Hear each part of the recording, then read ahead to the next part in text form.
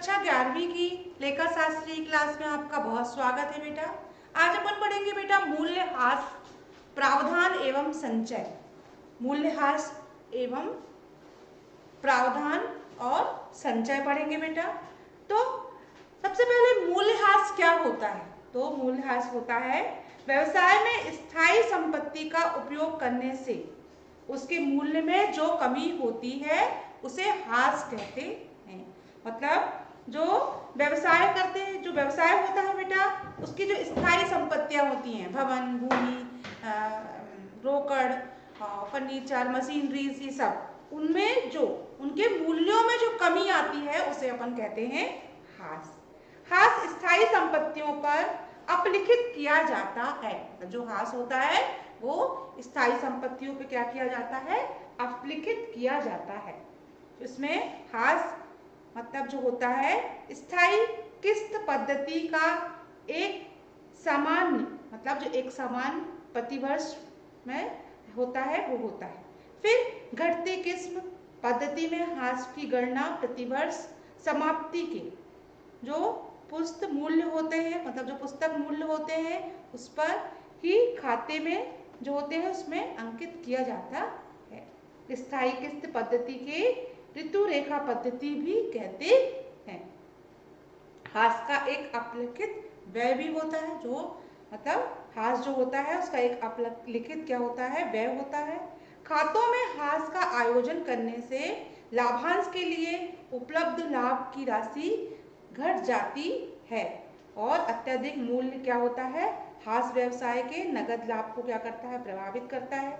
ह्रास एक गैर रोकड़ व्यय है। जो ह्रास है वह क्या है? गैर रोकड़ व्यय है। मूल्य ह्रास की गणना करते समय अवशेष मूल्यों को भी क्या किया जाता है? ध्यान में रखा जाता है।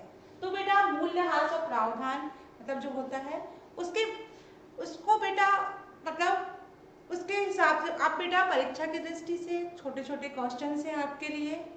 आपको बता दूं बेटा, परीक्षा में इस बार 30 नंबर के ऑब्जेक्टिव टाइप प्रश्न आएंगे। उसमें उसी में बेटा सही विकल्प, खाली स्थान है, मैच द कॉलम और अब एक वाक्य चुन में उत्तर दो, ये सब आएंगे। तो और उसके बाद बेटा 3 और 4 नंबर के इस बार आपको एग्जाम में 5 और 6 नंबर के प्रश्नों को नहीं पूछा जाएगा। इस सत्र में आपको नहीं पूछे जाएंगे 5 और 6 नंबर के प्रश्न। परीक्षा की दृष्टि से आपके लिए छोटे छोटे प्रश्न हैं। फिर स्थायी संपत्ति, जो स्थायी किस्त पद्धति में ह्रास कैसे निकाला जाता है? जो स्थायी किस्त होती है, मतलब कोई भी वस्तु अपन क्रय करते हैं जो उसकी किस्त लेते हैं, वो स्थायी किस्त संपत्ति पद्धति में ह्रास कैसे निकाला जाता है? तो उसके 4 ऑप्शंस हैं बेटा। संपत्ति के क्रय मूल्य पर, दूसरा होता है संपत्ति के अवशिष्ट मूल्य पर, और तीसरा है शेष मूल्य पर, और चौथा है इनमें से कोई नहीं। तो आपको एक सही विकल्प चुनना है। तो सब स्थायी जो स्थायी किस्त होती है, पद्धति होती है, वह काय पर? संपत्ति पर मतलब जो होती है, तो उसका ऑप्शन होगा बेटा संपत्ति के क्रय मूल्य पर। मतलब जो अपन ने संपत्ति अपने पास उसकी ह्रास निकाल कर, मतलब उसकी कमी, मूल्य में कमी को क्या कहते हैं? ह्रास। तो इसका सही ऑप्शन होगा बेटा स्थायी किस्त पद्धति ह्रास निकाला जाता है काय पर? संपत्ति के क्रय मूल्य पर। फिर क्रमगत ह्रास पद्धति में ह्रास निकाला जाता है। जो क्रमगत मतलब क्रमानुसार ह्रास पद्धति होती है, इसमें पहला है संपत्ति में हासिल मूल्य, संपत्ति के क्रय मूल्य पर और संपत्ति के अवशिष्ट मूल्य पर, और डी होता है प्रथम वर्ष क्रय मूल्य पर और शेष वर्षों में हासिल मूल्य पर। तो ये आपका सबसे लास्ट वाला ऑप्शन होगा बेटा प्रथम वर्ष में क्रय मूल्य पर जो शेष वर्षों में हासिल होता है। मतलब जो प्रथम वर्ष में अपन क्रय मूल्य करते हैं, मतलब क्रय मूल्य पर जो शेष वर्षों में हासिल होता है वह आपका इस। तो क्रमागत ह्रास पद्धति में ह्रास किस पर? तो प्रथम वर्ष में जो क्रय और शेष वर्षों में हासिल मूल्य, जो शेष वर्ष में अपन जो किस्त देंगे उससे मतलब मूल्य घटता जाएगा, तो उससे अपन शेष वर्षों में हासिल मूल्य पर। फिर है स्थायी किस्त पद्धति से ह्रास की दर को प्रतिवर्ष, मतलब जो स्थायी किस्त संपत्ति उसके बाद होता है बेटा स्थायी किस्त पद्धति के ह्रास की दर को प्रतिवर्ष शब्द होना अथवा ना होना, तो ये महत्वहीन है, सुविधाजनक है, महत्वपूर्ण है, आवैधानिक है, तो ये महत्वहीन है। इसका सही आंसर है महत्वहीन। फिर एक मशीन का जीवन काल 16 वर्ष है। मान लो एक मशीन है, उसका जीवन काल कितना है? 16 वर्ष है। और क्रय मूल्य कितना है उसका? 18,000 है। इसमें लगने का व्यय, मतलब उसको लगाने का व्यय कितना था? 2,000 था। और इसके अवशिष्ट मूल्य कितना है? 4,000 रुपए है। तो स्थायी प्रभाव पद्धति में इसका हास्य क्या होगा? मतलब जो इसका हास्य मूल्य है वो क्या होगा? तो इसका हास्य मूल्य यहाँ पर ऑप्शन दिए हैं बेटा, 2,000 रुपए, 1,000 रुपए और 1,250 रुपए, और यहाँ पे 1,800 रुपए भी दिया है। तो एक 16 वर्ष के लिए तो इसका जो लगने वाला व्यय जो है, तो इस व्यय में कमी आएगी। तो ये हो गया आपका 2,000 रुपए जो है, इसका क्या होगा? अब इसकी जो स्थायी प्रभाव पद्धति में इसका हास्य मूल्य होगा 2,000 रुपए। फिर स्थायी संपत्ति पर हाथ काटने का उद्देश्य क्या है? जो स्थायी संपत्ति होती है उसका हाथ काटने का उद्देश्य क्या होता है? तो कर बचाना, सही आर्थिक दशा का जानना, तीसरा हो गया व्यापार व व्यय घटाना, चौथा हो गया व्यापार के लाभ को कम करना। तो स्थायी संपत्ति हाथ को काटने का मुख्य उद्देश्य है सही आर्थिक दशा का जानना। तो जो स्थायी संपत्ति हाथ काटने का मुख्य उद्देश्य होता है, तो आर्थिक स्थिति की मतलब जो दशा है उसको जानने के लिए इसको। फिर है स्थायी किस्त पद्धति के अनुसार प्रतिवर्ष हाथ की गणना की जाती है। तो कैसे की जाती है इसमें हाथ की गणना? तो उसके लिए है संपत्ति खाते के अंतिम शेष पर, फिर संपत्ति के बाजार मूल्य पर, संपत्ति खाते के प्रारंभिक शेष पर, या संपत्ति के लागत मूल्य पर। तो इसको जो स्थायी किस्त पद्धति है, जो संपत्ति का लागत मूल्य होता है, जो प्रतिवर्ष हास की गणना उस पर की जाती है। तो जो संपत्ति की लागत मूल्य होता है उस पर हास की गणना की जाती है। फिर हास की व्याख्या की जाती है। तो हास की व्याख्या कैसे की जाती है? पहला है स्थायी संपत्ति का, तो पहला हास की व्यवस्था की जाती है तो स्थायी संपत्ति के मूर्त संपत्ति पर, स्थायी संपत्ति एवं अमूर्त संपत्ति पर। फिर तीसरा है स्थायी मूर्त एवं अमूर्त संपत्ति पर, और चौथा है इनमें से कोई नहीं। तो लेकिन हास काय पर निकाला जाता है? जो मतलब व्यवसायिक जो व्यवस्था होती है उस पर स्थायी संपत्ति एवं मूर्त संपत्ति, मतलब जो आपके पास व्यवसाय के लिए स्थायी संपत्ति है और उसमें मूर्त संपत्तियां हैं, उस पर क्या निकाला जाता है? हास की व्यवस्था की जाती है। फिर उसके बाद है स्थायी किस्त पद्धति के अनुसार हास प्रतिवर्ष लगाया जाता है। मतलब जो स्थायी पद्धति की स्थायी किस्त पद्धति होता है उसमें तो संपत्ति के लागत मूल्य पर, संपत्ति के खाते व प्रारंभिक शेष पर, संपत्ति के बाजार मूल्य पर, और डी है संपत्ति के अंतिम शेष पर। तो जो स्थायी संपत्ति किस्त पद्धति है वह संपत्ति के लागत मूल्य पर क्या किया जाता है? लगाया जाता है। फिर एक संपत्ति के मूल्य में किसी भी कारण, मतलब जो एक संपत्ति है किसी भी मूल्य के कारण होने वाली धीरे धीरे, मतलब जो मूल्य में धीरे धीरे स्थायित्व कमी आती है। क्यों? हास पहला है इसका हास के कारण, दूसरा है व्यय, तीसरा है हानि, और आपका डी वाला ऑप्शन है इनमें से कोई नहीं। तो एक संपत्ति के मूल्य में कमी होने के कारण धीरे धीरे क्या स्थायी कमी को कहते हैं? हास। ये हास की परिभाषा भी हो सकती है बेटा। एक संपत्ति के मूल्य में किसी के कारण, मतलब किसी भी कारण से होने वाली धीरे धीरे स्थायी कमी तो क्या कहते हैं? हास कहते हैं। मान लीजिए बेटा आपने एक मकान खरीदा, जब वो नया रहता है तो उसकी वैल्यू ज़्यादा रहती है, उसका मूल्य ज़्यादा रहता है, लेकिन वो समय के अनुसार वो क्या हो जाता है? जब पुराना होता जाता है तो उसकी क्या होती जाती है? धीरे धीरे उसकी स्थायी में मतलब मूल्य में क्या होती है? कमी। मूल्यह्रास लगाया जाता है। मतलब जो मूल्यह्रास है वो कार्य पर किस पर लगाया जाता है? तो मूल्यह्रास लागत मूल्य पर, विक्रय मूल्य पर, पुस्तक मूल्य पर या वसूली मूल्य पर। लेकिन जो लागत ह्रास है वह मतलब ये मूल्यह्रास है जो काय पे लगाया जाता है? पुस्तक मूल्य पर लगाया जाता है। फिर मूल्यह्रास की उत्पत्ति का कारण क्या है? मतलब जो मूल्यह्रास है उसकी उत्पत्ति का कारण, तो पहला है उच्चवाचन, दूसरा है अवशिष्ट मूल, और सी है अंतिम मूल, और तीसरा है अप्रचलन। तो मूल्यह्रास की उत्पत्ति का मुख्य कारण है अप्रचलन, मतलब जो चलन में नहीं उसे अप्रचलन। तो मूल्यह्रास की उत्पत्ति का मुख्य कारण क्या होगा? अप्रचलन होगा। फिर मूल्यह्रास लगाया जाता है, तो मूल्यह्रास काय पर लगाया जाता है?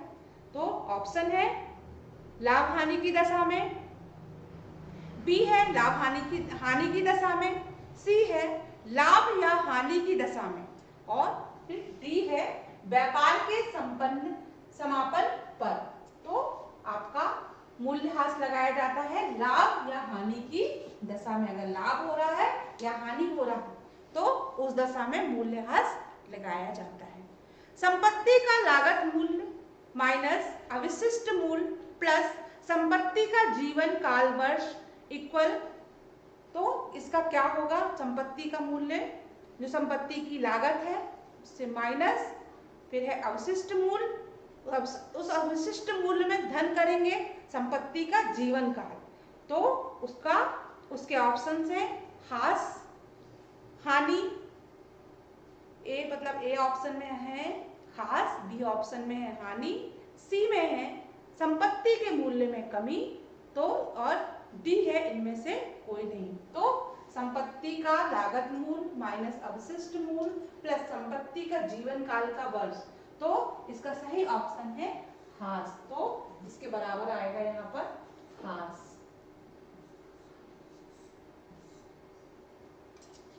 ठीक है बेटा, ये परीक्षा की दृष्टि से आपके लिए छोटे छोटे 1 नंबर के प्रश्न हैं।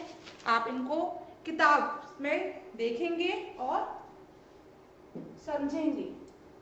फिर है मूल्यह्रास की क्रमगत शेष पद्धति के अनुसार, मतलब जो मूल्यह्रास है उसकी क्रमगत शेष पद्धति के अनुसार वार्षिक ह्रास की गणना कीजिए।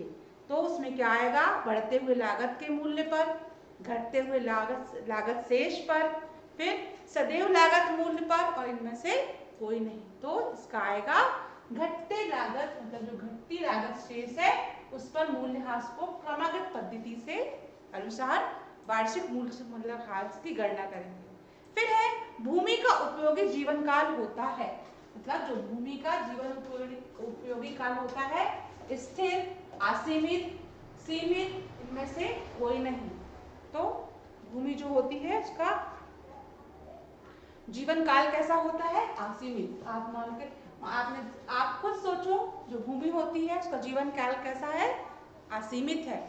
किसी संपत्ति पर ह्रास नहीं लगाया जाता। किस संपत्ति पर ह्रास नहीं लगाया जाता? तो पहला ऑप्शन है भूमि भवन पर, मशीनरी पर। बेटा आपको बता दें भूमि भवन पे भी ह्रास लगता है, मशीनरी पे भी ह्रास लगता है, और फर्नीचर पे भी ह्रास होता है, क्योंकि इन सब वस्तुओं की कीमत दिन पे दिन क्या होती है? घटती जाती है ना। लेकिन जो चालान का माल होता है, चालान पर माल होता है, उस पर ह्रास नहीं लगता, नहीं निकाला जाता। तो इसका सही ऑप्शन होगा कि चालान का माल। ठीक है। उसके बाद है स्थायी किस्त पद्धति से ह्रास निकाला जाता है। स्थायी किस्त पद्धति में ह्रास कैसे निकाला जाता है? तो प्रारंभिक शेष में निकाला जाता है, या अंतिम शेष में, या मूल्य लागत पर, और इनमें से कोई नहीं। तो प्रारंभिक शेष पे भी नहीं निकलेगा बेटा, और अंतिम शेष पर भी नहीं निकलेगा। ये निकलेगा मूल्य लागत पर। जो मूल्य लागत होता है उस पर निकाला जाता है, जो स्थायी विधि के ह्रास निकाला जाता है। फिर संपत्ति का ह्रास व्यवसाय के लिए कैसा होता है? तो उसमें संपत्ति का ह्रास व्यवसाय के लिए कैसा होता है? व्यवसाय मतलब जो संपत्ति का हास व्यवसाय के लिए आय की तुलना, लाभ, व्यय के समान और इनमें से कुछ नहीं। तो आप बताएं इसमें स्थायी संपत्ति का हास व्यवसाय काय पर होता है? व्यय के समान होता है। फिर है एक स्थायी संपत्ति के लिए मूल्य में किस कारण से होने वाली शैनशैन और स्थायी कमी को हास कहा जाता है। मतलब ये परिभाषा किसकी है? तो एक स्थायी संपत्ति के मूल्य में किसी कारण से होने वाली शैनशैन मतलब धीरे धीरे स्थायी कमी को हास कहा जाता है। परिभाषा किसकी है? Professor Android neuro, professor Potter, JR. Batliwala या विलियम पिक्सल। तो ये परिभाषा प्रोफेसर पॉटर की है ना। फिर उसके बाद है हास एक प्रक्रिया है। हास एक प्रक्रिया है मूल्यांकन की, वितरण की, मूल्यांकन तथा वितरण की या अवलोकन की। तो हास की प्रक्रिया क्या है? वितरण। क्या है? वितरण। परीक्षा की दृष्टि से बेटा ये आपके लिए ऑब्जेक्टिव टाइप प्रश्न थे, आप इसको अच्छे से देखोगे और याद। फिर उसके बाद है बेटा स्थायी संपत्ति से आप क्या समझते हो? मतलब जो स्थायी संपत्ति है उससे क्या क्या समझते हो? तो व्यापार के संचालन का सहयोग प्रदान करने वाली संपत्ति को क्या कहते हैं? स्थायी संपत्ति कहते हैं। संपत्तियों का प्रयोग स्थायी रूप से होने के कारण स्थायी संपत्तियां कहा जाता है। इनमें से मूल्य में जो कमी आती है उसे मतलब जो स्थायी संपत्ति होती है उसके मूल्यों में जो कमी आती है तो उसे क्या कहते हैं? हास कहा जाता है। स्थायी संपत्ति में जैसे हो गया भवन, यंत्र, फर्नीचर आदि। फिर मूल्यह्रास की परिभाषा लिखो। तो जो स्थायी संपत्तियां होती हैं निरंतर प्रयोग के कारण उनके मतलब अपन उसका निरंतर प्रयोग करते रहते हैं और उसके मूल्यों में, मात्रा में और गुणों में क्या आ जाती है? कमी आती है। भविष्य में संपत्ति कैसी हो जाती है? अनुपयोगी हो जाती है। बाजार में मूल्य या तो शून्य हो जाता है या अंकिंचित हो जाता है। तो निरंतर प्रयोग से इसकी उपयोगिता और कार्यक्षमता और मूल्यों में होने वाली कमी या मूल्यह्रास कहा जाता है। मूल्यह्रास को निम्नलिखित नामों से पुकारा जाता है: अपक्षयण, घासरा, घिसावट, घटौती आदि। तो ये सब क्या है? मूल्यह्रास। जब कोई वस्तु अपन जो अपन मतलब स्थायी संपत्ति पर, व्यापार पर निरंतर निरंतर प्रयोग में होने के कारण वो मूल्यों, उसकी मात्रा में और गुणों में जो कमी हो जाती है और भविष्य में संपत्ति कैसी हो जाती है? अनुपयोगी हो जाती है तथा उसका बाजार मूल्य कैसा हो जाता है? शून्य हो जाता है। तो उसे क्या कहते हैं? मूल्यह्रास कहा जाता। संपत्ति के तब से क्या कहते हैं? मूल्यह्रास कहा जाता है। स्थायी संपत्ति के मूल्य में निरंतर प्रयोग अथवा अन्य किसी कारण से धीरे धीरे होने वाली कमी को मूल्यह्रास कहते हैं। फिर है मूल्यह्रास उत्पत्ति के दो कारण। तो पहला है संपत्ति का निरंतर प्रयोग और दूसरा है आप्रचलन। मूल्यह्रास उत्पत्ति के दो कारण है। पहला है संपत्ति का निरंतर प्रयोग, तो उसमें इसके अंतर्गत आएगा बेटा स्थायी संपत्ति के निरंतर प्रयोग से उसकी उपयोगिता और कार्यक्षमता, लाभार्जन शक्ति में क्रमिक रूप से क्या आ जाती है? कमी आ जाती है, टूट-फूट हो जाती है। परिणाम स्वरूप क्या होता है कि संपत्ति के मूल्य में कमी फलतः हासमूल होता है। उसके बाद हो गया आप्रचलन। नए आविष्कारों और फलस्वरूप संपत्ति, पुरानी संपत्तियों का चलन हो जाता है। पुरानी संपत्ति के मूल्य में कमी आ जाती है और नई स्वचालित कार्यक्षमता का उत्पादन शक्ति के कारण पुरानी मशीनरी अधिक श्रेष्ठ हो जाती है। ऐसी स्थिति में पुरानी मशीनों के स्थान पर नई मशीन का पर उत्पादन करना आवश्यक हो जाता है। मतलब कोई भी पुरानी वस्तु जब कोई चलन में नहीं रहती है तो उसे परिणाम स्वरूप मूल्यों में कमी आ जाती है और स्वचालित कार्यक्षमता उत्पादन अधिक न होने के कारण मशीन में ऐसी स्थिति में अपन क्या करते हैं? पुरानी के स्थान पर नई मशीन का उत्पादन करना आवश्यक हो जाता है। फिर मूल्यह्रास के दो उद्देश्य लिखिए। तो लाभ हानि का सही सही निर्धारण। तो इसका मूल्यह्रास का पहला वो है सही सही निर्धारण। स्थायी संपत्ति में मूल्यह्रास में होने वाली कमी, मतलब जो स्थायी संपत्ति हो मूल्यह्रास में कमी होने से जो का सही निर्धारण, वास्तविक लाभ ज्ञात हो जाता है और इसमें गिसावट से उत्पन्न हानि की गणना भी नहीं हो पाएगी। शुद्ध लाभ सही पाएंगे। संपत्ति का प्रयोग व्यापारिक कार्यों के लिए किया जाता है। इस हास को व्यापारिक व्यय मानकर लेखा करना क्या होता है, आवश्यक होता है। फिर इसका दूसरा, दो उद्देश्य में है बेटा, इसका एक दूसरा उद्देश्य भी है। तो दूसरा उद्देश्य है इसका सही आर्थिक स्थिति के लिए।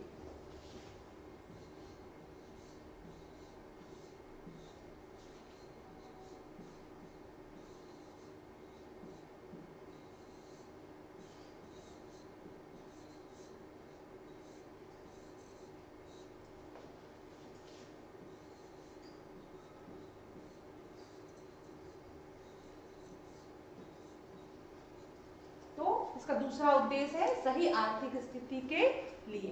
तो जो सही आर्थिक व्यापार की आर्थिक स्थिति का ज्ञात कैसे करते हैं अपन, चिट्ठे को दर्शाने के लिए करते हैं। स्थायी संपत्ति में हास घटाते हैं, घटाएंगे और उसको क्या करेंगे, दर्शाएंगे।